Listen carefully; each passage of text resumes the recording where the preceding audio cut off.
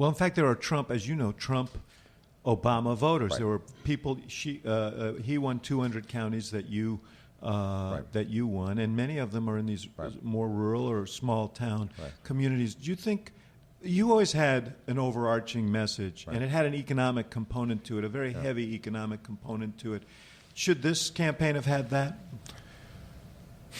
Look, I think that Hillary Clinton performed wonderfully under really tough circumstances. I've said this publicly. I'll repeat it. I think there was a double standard with her. For whatever reason, there's been a long-standing difficulty in her relationship with the press that meant her flaws were wildly amplified relative to not Let's just his, stipulate all that, but leaving that aside. But the reason I bring this up is because we've both been in campaigns. If you think you're winning, then you have a tendency, just like in sports, maybe to play it safer. And the economy has been improving.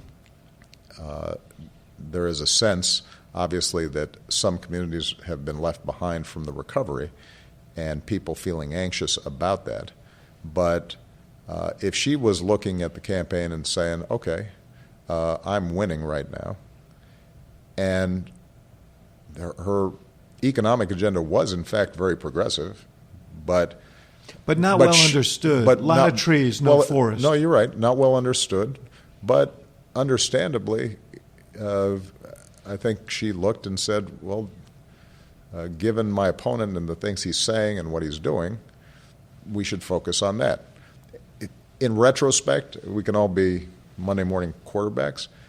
Here's what I would say prospectively, is that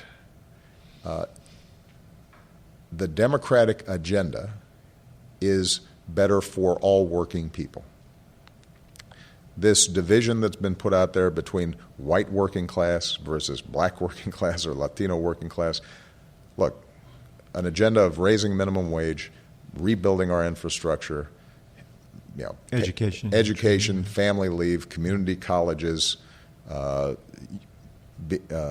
making it easier for unions to organize. That's an agenda for working class Americans of all stripes. And we have to talk about it, and we have to be present in every community talking about it. See, I think the issue was less that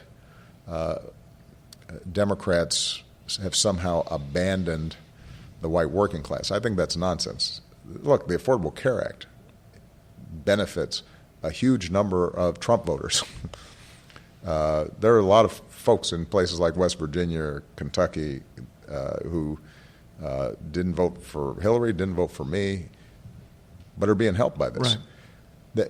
The problem is that we're not there on the ground communicating not only the dry policy aspects of this, but that we care about these communities, that we're bleeding for these communities, right. that we understand why they're frustrated.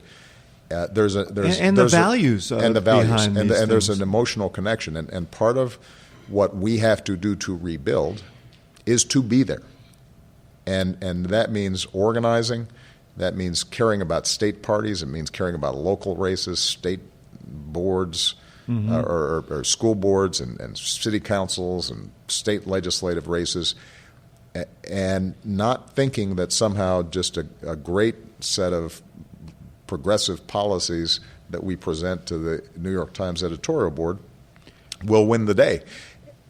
And